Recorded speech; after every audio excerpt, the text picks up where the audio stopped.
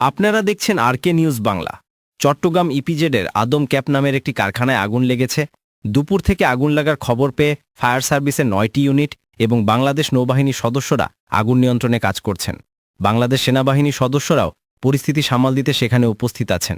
কারখানাটি একটি টেক্সটাইল কারখানা, যেখানে তোয়ালে তৈরি হতো। আগুন কারখানার ৫ম তলায় শুরু হয়ে ৬ষ্ঠ তলে ছড়িয়ে পড়েছে। শ্রমিকরা আগুন লাগার খবর পেয়ে দ্রুত সেখান থেকে সরে যান। এখন পর্যন্ত কোনো হতাহতের খবর পাওয়া যায়নি। জিহং মেডিকেল কারখানার কোনো কর্মী আটকা পড়েছেন কিনা সেই সম্পর্কে এখনও কোনো তথ্য পাওয়া যায়নি। আগুন নেভানোর কাজে ফায়ার সার্ভিসের কয়েকটি ইউনিট, বাংলাদেশ নৌবাহিনী, ফায়ার সার্ভিস, সেনাবাহিনী এবং পুলিশ ঘটনাস্থলে এসে যোগ দিয়েছে।